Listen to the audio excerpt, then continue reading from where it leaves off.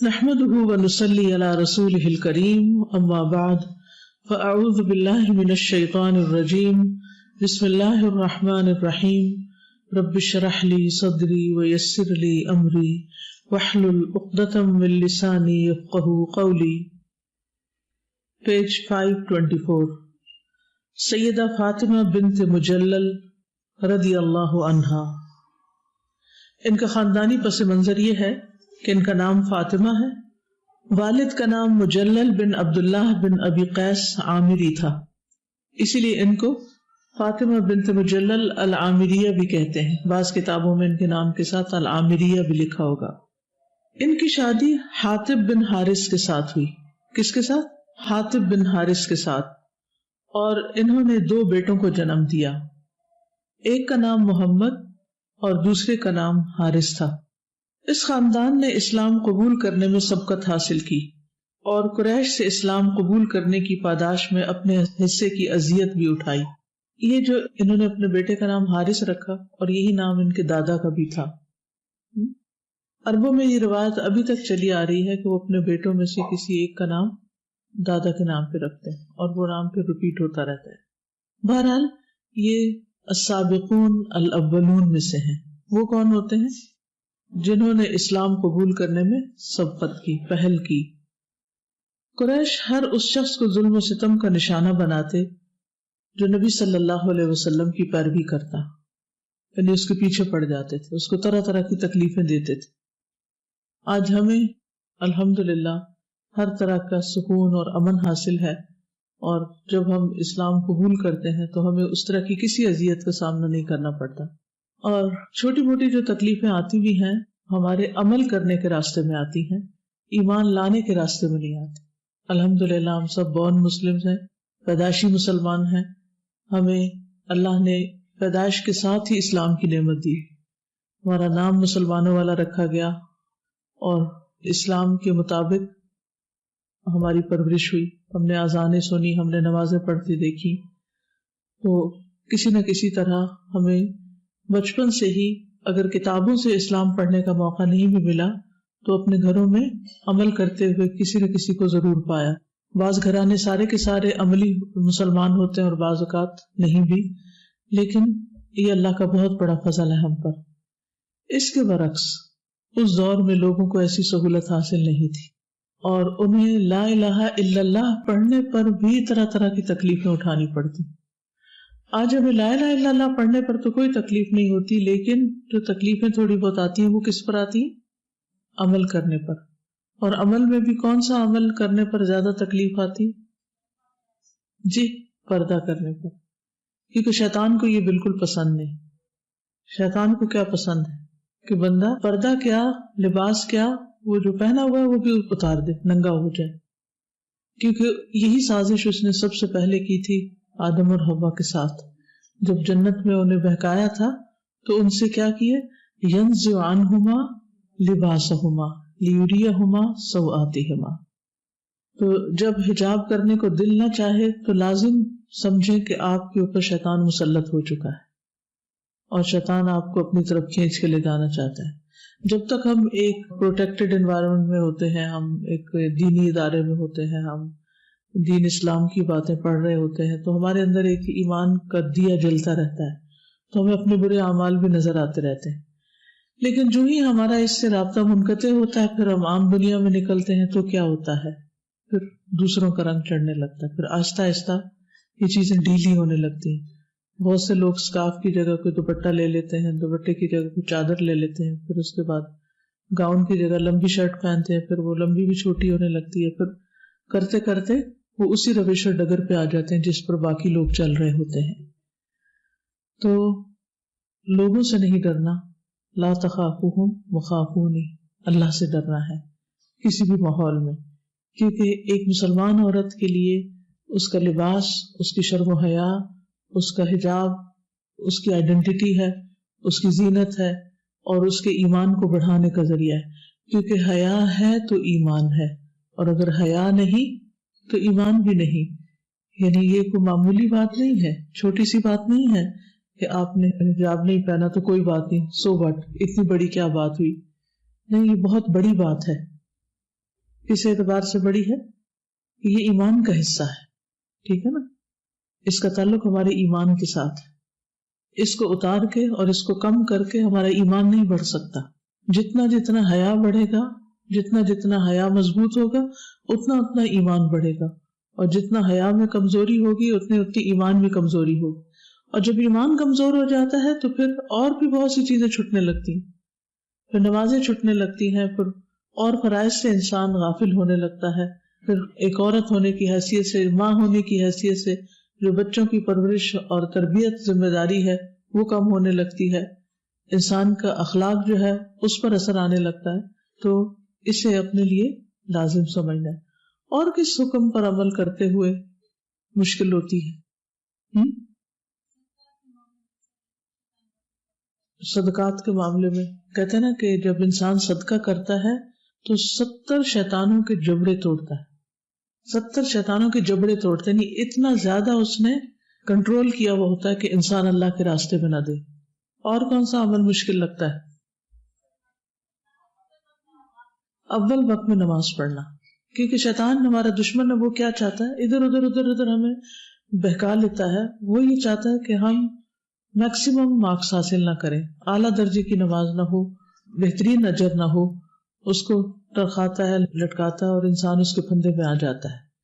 اسی طرح میرے سوال اصل بھی یہ تھا کہ کون سا کام کرتے ہوئے آپ کو مخالفت کا سامنا کرنا پڑتا ہے، یعنی لا الہ الا اللہ پڑھنے پہ مخالفت نہیں تو کس کام پہ مخالفت ہے؟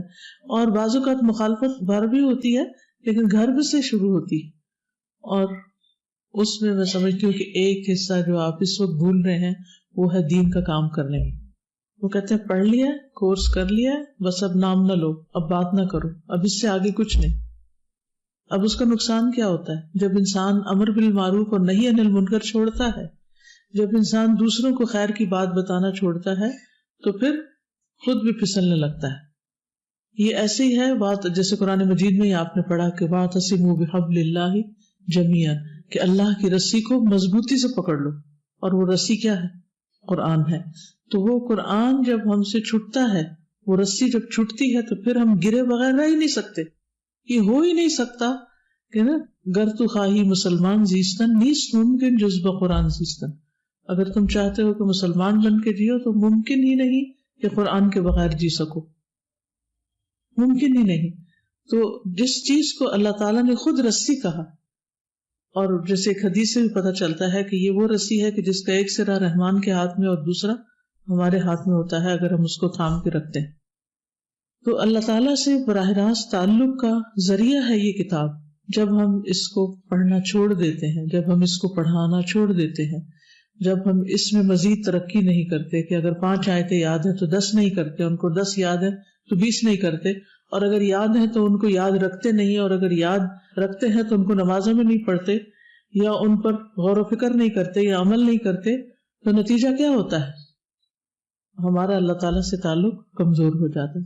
جس طرح حجاب چھوڑ کے اللہ سے تعلق کمزور ہوتا ہے، اسی طرح قرآن چھوڑ کر بھی اللہ تعالیٰ سے تعلق کمزور ہو جاتا ہے۔ تو اس تعلق کی مضبوطی کے لیے لازم ہے کہ کسی نہ کسی طرح اس کو پکڑے رکھیں، چاہے کتنی بھی مخالفت ہو۔ بہت سی بچیاں یہ کہتی ہیں کہ ہمیں گھر سے باہر جانے کی اجازت نہیں۔ ٹھیک ہے، کوئی وجہ ہوگی، اس میں بھی شاید عافیت ہو، لیکن گھر میں بھی ایک بہت بڑا میدان ہے۔ آپ کے گھر والے، آپ کے خاندان والے، اور آپ کے رشتہ دار، آپ کے گلی محلے والے، آپ کے پڑوسی، وہ سب آپ کی طرف آ سکتے ہیں، آپ ان کو اپنے گھر بلا سکتے ہیں۔ نہیں نکلنے دیتے تو اب تو میڈیا کے ذریعے کتنا کچھ کیا جا سکتا ہے، واٹس ایپ کے ذریعے اور اسکائپ کے ذریعے، اور کئی چیزیں ہیں کہ جن کے ذریعے آپ یعنی قرآن والوں سے رابطہ رکھ سکتے ہیں۔ لیکن قرآن کو بزنس بنانا جو ہے اس کی میں سخت خلاف ہوں کہ انسان صحیح طور پہ قرآن کا ترجمہ تفسیر یا تجوید اس لیے پڑھے کہ وہ دوسروں کو پڑھا کر پیسے کمائے، تو یہ ٹرینڈ انتہائی غلط ہے۔ قرآن مال کمانے کے لیے نہیں ہے، پھر اس کا اجر یہیں رہ جائے گا، پھر آگے کے لیے آپ نے کچھ نہیں کیا، اور پھر یہ اس طریقے پر انسان کا دل سخت ہونے لگتا ہے، دل سخت ہونے لگتا ہے، اور وہ جو قرآن کو پڑھ کر دلوں کے اندر ایک سکون آتا ہے اور ایک نرمی آتی ہے اور ایک اخلاق آتا ہے اور ایک پیشن ہوتا ہے انسان کے اندر، ایک جذبہ ہوتا ہے، وہ ختم ہونے لگتا ہے۔ تو اس سے بھی ڈرنے کی ضرورت ہے، اس سے بھی بچنے کی ضرورت ہے۔ تو بہرحال وہ ساری چیزیں جن کو آپ مخالفت کہتے ہیں، وہ ان مخالفتوں کے سامنے بالکل معمولی سی چیز ہیں جو صحابیات کو پیش آئیں، کہ جس میں ان کو فزیکل ٹارچر سے بھی گزرنا پڑا، ذہنی اذیتوں سے بھی، بعض اوقات طلاقوں تک نوبتیں آئیں اور کئی مسائل پیدا ہوئے۔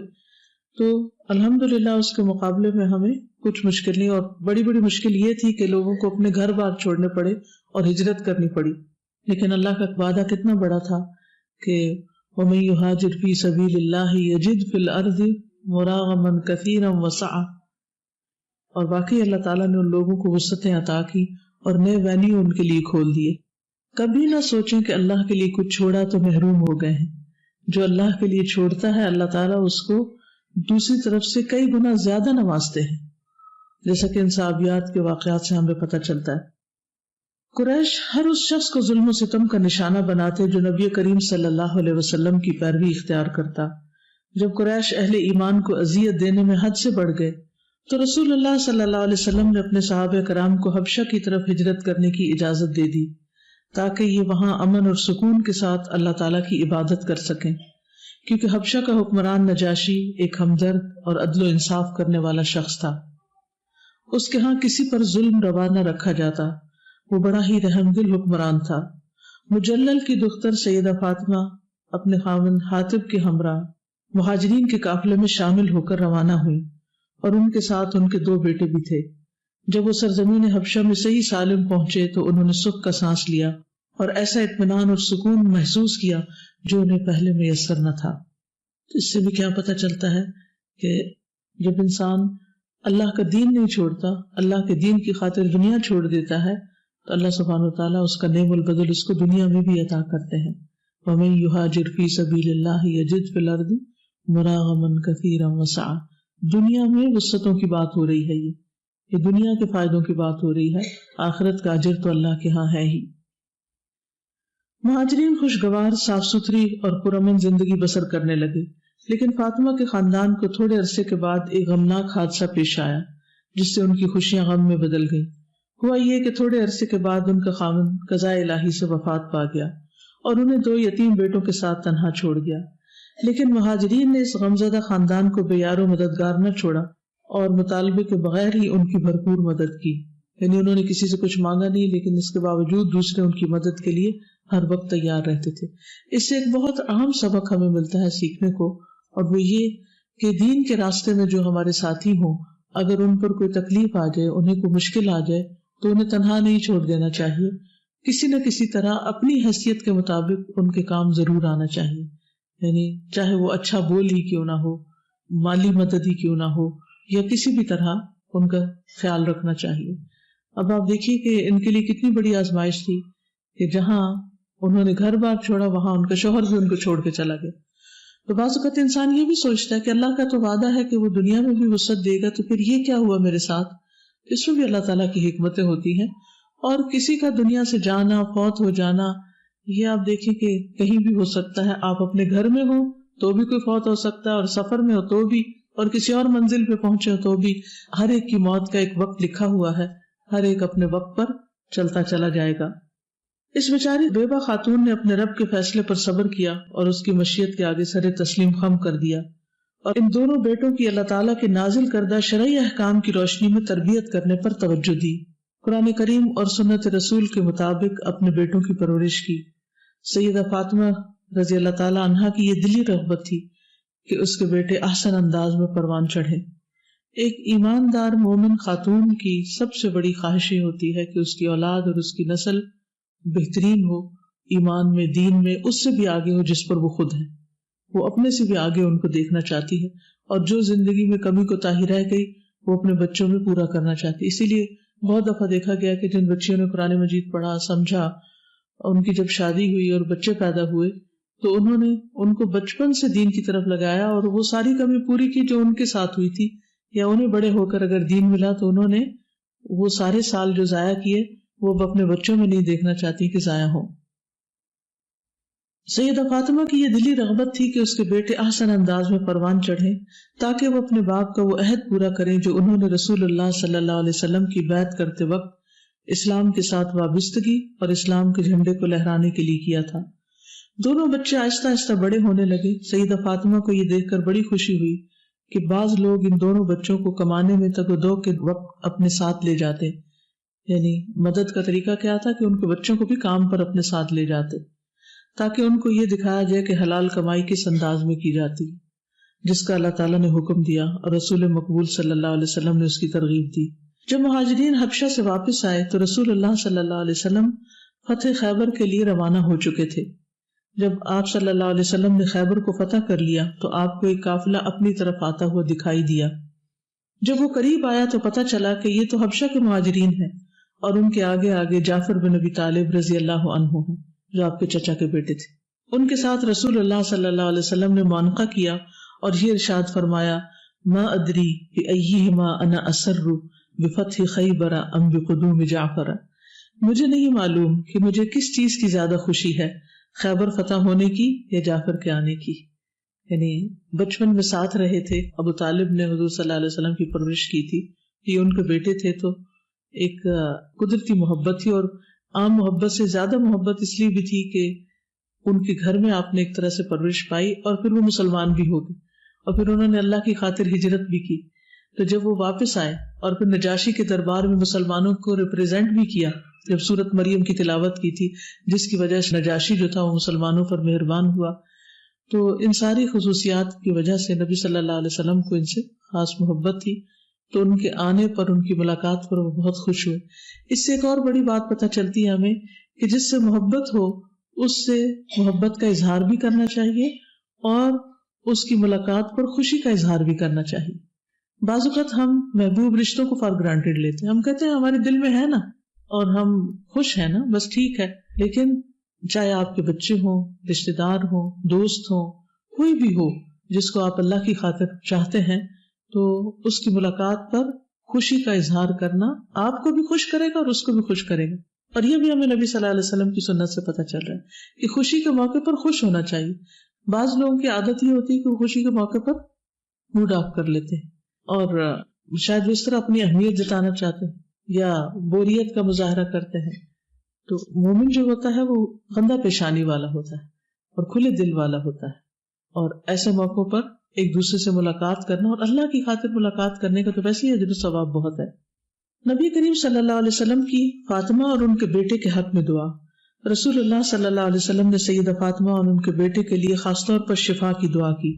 مسند امام احمد بن محمد بن حاتب اپنی والدہ سے بیان کرتے ہوئے بتاتے ہیں، کہتے ہیں کہ میری والدہ ام جمیل بنت مجلل نے مجھ سے کہا، میرے بیٹے میں تیرے ساتھ سرزمین حبشہ سے آئی، جب میرا سفر مدینہ منورہ سے 1 رات یا 2 رات کا باقی رہ گیا تھا یعنی پہنچنے کے لیے، تو میں نے تیرے لیے کھانا پکایا۔ پکانے کے دوران میں ایندھن ختم ہو گیا، لکڑی جلاتے تھے تو لکڑی جل گئی اور کھانا ابھی نہیں پکا تھا۔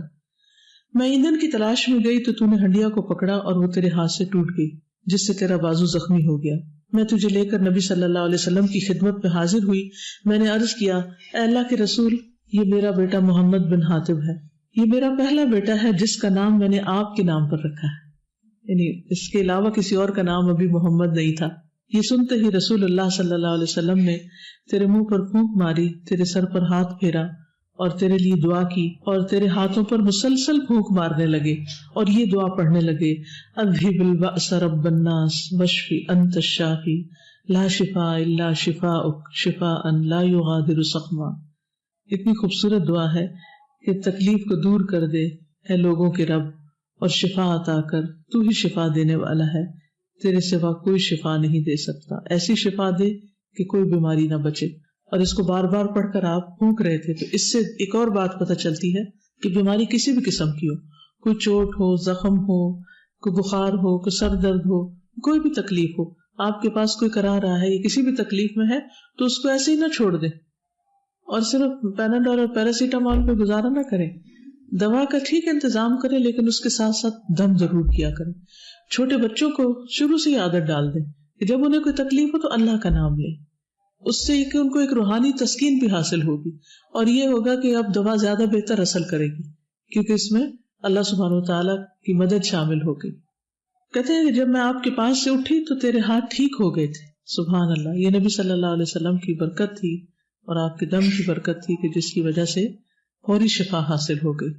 اور ہمیں بھی شفا کا یقین رکھتے ہوئے کہ اللہ تعالیٰ ایسی شفا دے کہ کوئی تکلیف بچے ہی نہ، وہ امید رکھتے اور یقین رکھتے ہوئے دم کرنا چاہیے. کیونکہ اگر اپنے دل میں کھوٹ ہے نا، اور یقین نہیں اور کشمکش ہے کہ پتہ نہیں کچھ ٹھیک ہوگا کہ نہیں، ایسا نہ ہو کہ جسٹ مائنڈ کر جائے کہ دم بھی کیا تھا اور پھر بھی فائدہ نہیں ہوا. نہیں، ٹھیک ہے، ہر تکلیف کے جانے کا ایک وقت ہے، وہ اللہ کو پتا ہے کہ جلدی جانی چاہیے، دیر سے جانی چاہیے. اب نبی صلی اللہ علیہ وسلم کی طرح تو کسی کا دم نہیں ہو سکتا، لیکن بہرحال آپ کی سنت کی پیروی کرتے ہوئے اگر ہم کسی کو فائدہ پہنچا سکیں تو ضرور پہنچائیں، لیکن اس میں پورا یقین ہونا چاہیے کہ شفا اللہ کے ہاتھ میں. ڈاکٹر کے پاس بھی جائیں تو دل میں بار بار دہرائیں شفا اللہ کے ہاتھ میں ہے، وہی اس کے دل میں ڈالے گا تو کوئی صحیح چیز دے گا، ورنہ اس کا دماغ بھی پھر جائے گا. تو کبھی بھی انسانوں پر بھروسہ نہ کریں، اور دعا کرتے ہوئے کہا کہ یا اللہ بیدک الشفا، شفا تیرے ہاتھ میں، تو ہی مجھے شفا عطا کر. سیدہ فاطمہ رضی اللہ تعالی عنہا دین اسلام کی بڑی پابند تھی. وہ دینی احکام پر ساری زندگی عمل پیرا رہی، یہاں تک کہ وہ اپنے خالق حقیقی سے جا ملی. اللہ تعالیٰ سیدہ فاطمہ پر اپنی رحمت کا سایہ دراز کرے، آمین. اب آپ کی باری ہے، آپ کیا کہتے ہیں؟ استاذہ جب وہ ڈفرینٹ کنٹری میں تھے اور ان کے ہسبینڈ کی ڈیتھ ہو گئی تو وہ کتنی فوکس تھی کہ انہوں نے اللہ تعالیٰ کی وہ بلیسنگز کے جو ان کے پاس تھی دونوں بیٹے، اس پر صبر و شکر کیا، اور جو ان کا پرپس تھا، جو عہد جو پرومس کیا ہوا تھا پروفیٹ صلی اللہ علیہ وسلم کے ساتھ بیعت کی ہوئی تھی ان کے ہسبینڈ نے، انہوں نے اس کو فوکس بنایا اور بچوں کی پرورش کی. تو میں دیکھ رہی تھی کہ انہوں نے یہ نہیں کہ غم میں چلے جانا کہ بس ایک نعمت چھن گئی ہے اور ڈپریشن میں ساری دنیا لٹ گئی. ہاں، تو یعنی ہمیشہ غم اور دکھ کے وقت انسان کو تکلیف تو ہوتی ہے، اور ہیومن نیچرل بات ہے کہ ہم انسان ہیں اور ہوگی ہمیں تکلیف. ہم اپنے آپ کو جذبات سے الگ نہیں کر سکتے، اگر جذبات الگ کر دیں تو ہم پتھر ہو جائیں. جذبات ہمارا حسن ہے، اور اس سے ہمیں ایک دوسرے کی محبت محسوس ہوتی ہے، ایک دوسرے کی طرف کھینچتے ہیں یا اولاد کی تربیت کرتے ہیں. اور خصوصاً عورت کے اندر اللہ نے مرد کی نسبت بھی زیادہ جذبات رکھے ہیں، اور ان کو اگر چینلائز کر لیا جائے تو بجائے منفی سائڈ پہ جانے کے مثبت طریقے سے اولاد کی تربیت اور اس کے ساتھ شفقت اور نرمی اور حلم اور بردباری اور برداشت اور صبر کا مظاہرہ کرتے ہوئے زیادہ سے زیادہ اپنے مقصد پر فوکس رکھنا چاہیے. جو شخص آخرت اورینٹیڈ ہوتا ہے، جس کو یہ پتا ہوتا ہے کہ اصل نعمتیں وہاں کی ایسی ہیں جن میں کوئی زوال نہیں، اور وہاں کوئی درد اور دکھ نہیں، اور دنیا میں تو امتحان ہوں گے، چاہے ہم ولی اللہ بن جائیں یا کچھ بھی ہوں، لیکن آزمائشیں ضرور آئیں گی. اور حدیث میں تو یہ آتا ہے اذا احب اللہ عبدا ابتلاہ، جب اللہ کسی بندے سے محبت کرتا ہے تو اسے آزما لیتا ہے. اگر آزمائش آئے تو یہ نہ سمجھے کہ یہ اللہ کی ناراضگی ہے، سمجھے یہ اللہ کی محبت ہے. جی استاذہ، یہ جو دم والی بات تھی اس لحاظ سے بہت اہم تھی. ایک تو نبی صلی اللہ علیہ وسلم کی جو محبت تھی اپنے ساتھیوں کے لیے اور ایون ان کے بچوں کے لیے بھی، وہ نظر آتی ہے کہ وہ لے کر آئی ہیں اور آپ کتنا کیئر سے اس کو بار بار پھونک مار رہے ہیں اور بار بار دم کر رہے ہیں، اور پھر اللہ تعالیٰ شفا بھی دے دیتے.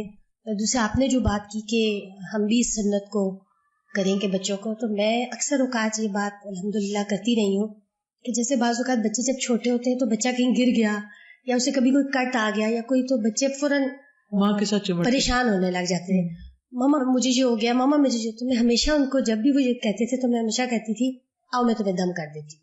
فوراً میں یہ کہتی تھی، اور میں سورۃ فاتحہ پڑھ کے تو فوراً جو بھی کوئی چیز ہوتی تھی سورۃ فاتحہ پڑھ کے، اور بالکل وہ ایسے ریلیکس ہو کے کھیلنے لگ جاتے تھے کہ جیسے ان کو ہوا ہی نہیں کچھ، اور وہ عادت سی ایک پھر ان کو پڑ گئی تھی اس چیز کی. جی بولیے. یعنی کہ یہ اکیلے ٹریول کر رہی تھی کیونکہ جب یہ گئی ہیں لکڑیاں لینے تو گروپ گیا. استاذ اس پر مجھے ایک بہت اچھا پوائنٹ یہ لگا کہ صحابہ کرام ان کی مدد تو کیا کرتے تھے، لیکن یہ کہ وہ بچوں کو یعنی کہ کمانے کے لیے اپنے ساتھ لے کے جایا کرتے تھے، ان کو ایک یوٹیلائز کرنے کے لیے. بالکل ان کو کام لگائے. اور سب سے بہترین کسی کی مدد یہ ہوتی ہے کہ اس کو کسی کام کے قابل بنا دیا جائے، انڈیپینڈنٹ کر دیا جائے، نہ کہ اس کو اپنے سہارے پہ یا بیساکھیوں پہ چلاتے رہے. اس میں ہم سب کو ایک سیکھنے کا سبق یہ ہے کہ دوسروں کو کام سکھائیں. کوئی اسکل جو آپ کے پاس ہے اسے کسی نہ کسی میں ٹرانسفر کر دیں.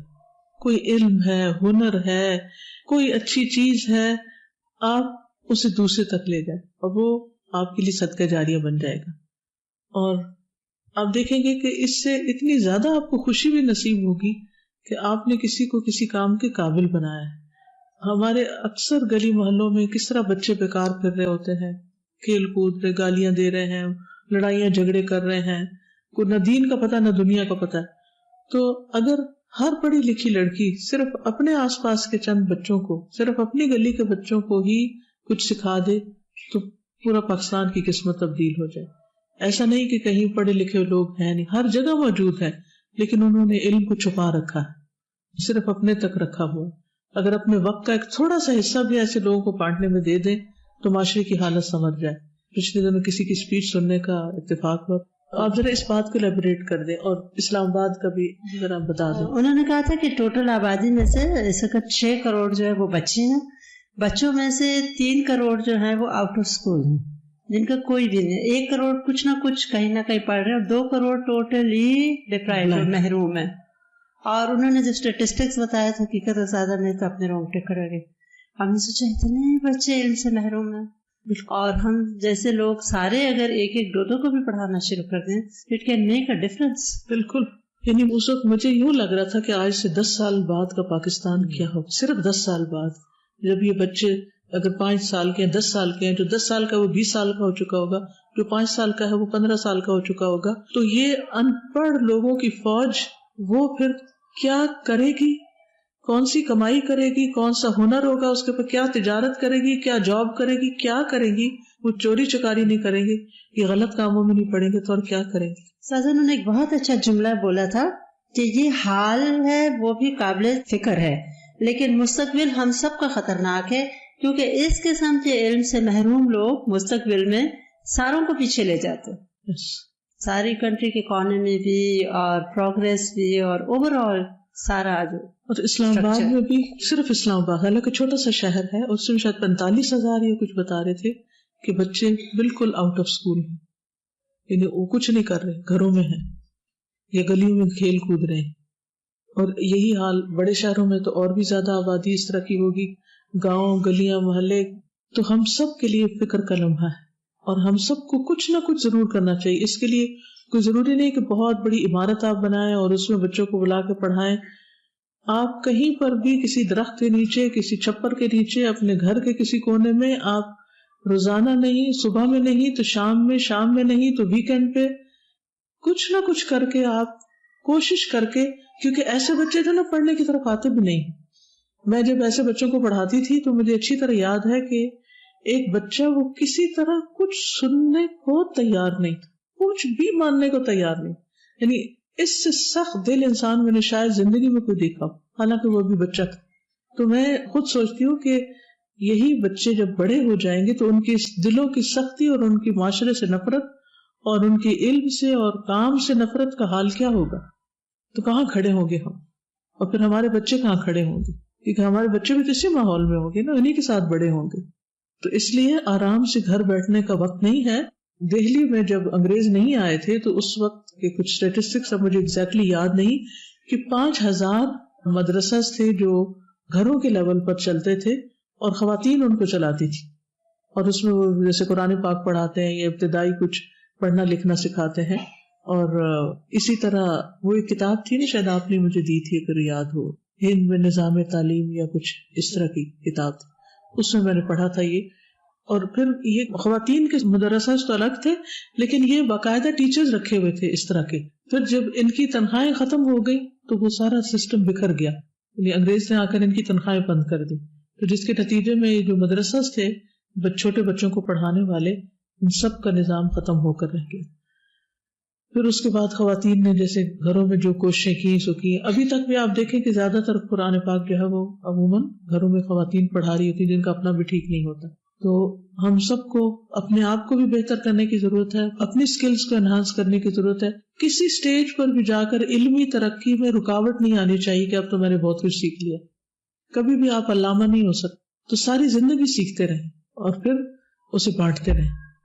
آپ کو یاد ہوگا 2008 کا جب زلزلہ آیا تھا تو یہ جو سامنے قبرستان ہے یہیں ٹینٹ سٹی بنی تھی، ارتھ کویک والے آئے تھے اور فرحانہ وغیرہ ٹینٹ، اور اس میں لوگوں کو کافی چیزیں دی. پھر ہم لوگوں نے جب آئیڈینٹیفائی کیا تو بہت سے بچے تھے اس ٹائم میں، ہر خیمے میں 2-4 بڑوں کے ساتھ 5-6 بچے تھے.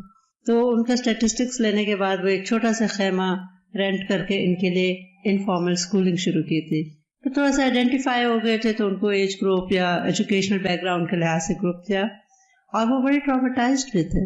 انہیں بڑے زلزلے سے اپروٹ ہو کے اور ٹوٹل یہاں سردی شدید تو سمجھ نہیں آتی جی کہ ان کو سٹارٹ کہاں سے دے. تو شروع میں استاذہ بہت چھوٹے چھوٹے جو ڈونیشن میں کھلونے آئے ہوتے تھے نا, ان کا پلے ٹائم رکھ لیا تھا. وہ سارے بچے ایک دم خوش ہو گئے. پڑھانے میں وہ کوئی ادھر ادھر دیکھتے تھے, نہ وہ بیٹھتے تھے نہ وہ سنتے تھے.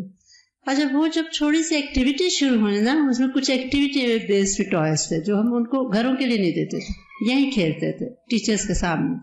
اور پھر وہ تھوڑا تھوڑا بیسک سے شروع ہوا, تو ان کو ڈیلی یا ایپل یا کبھی کوئی فروٹ کھانے کو دیا جاتا تھا. اور دودھ تو وہ کہنے لگے کہ ہمیں اتنا ملتا ہے کہ ہمارے ٹینٹس میں نا بہت زیادہ, تو کھانے کی چیز میں وہ بہت خوش ہوتے تھے. اور ان کی ہائیجین پہ بہت فوکس کیا گیا تھا. بہت لوگ تھے اس میں, ٹیچرز اور everybody was there helping. تو ان کو منہ ہاتھ دھلوانا, چھوٹی سی ہائیجین کٹ دے دیتے تھے کہ ویکینڈ پہ. سروں میں ان کی چوہے تھی جی بہت, اور برے حالات تھے, ان کی اسکنس پھٹی ہوئی تھی. ان کو تھوڑی سی ویزلین, شیمپو, کنگھی. ایک تو وہ بڑے خوش ہو جاتے جو ان کی اپنی ایک کٹ بن گئی تھی. ہر کوئی صاف ستھرا ہو گیا, ان کی شکلیں استاذہ نہیں پہچانی جاتی تھی. اور کھاتے پیتے, اور جتنے لوگ وزٹ پہ آتے تھے, اور ایجوکیشن ساتھ ساتھ, اور بیسک سا کریکولم رکھا تھا. ایک استاد جی آئی تھی, سچی بات ہے پوری امت پہ ہم لوگ تو پریپیئرڈ ہی نہیں تھے, نہ ہم لوگ ایکسپیرینس تھے, لیکن اللہ تعالیٰ خود ہی سکھاتا ہے.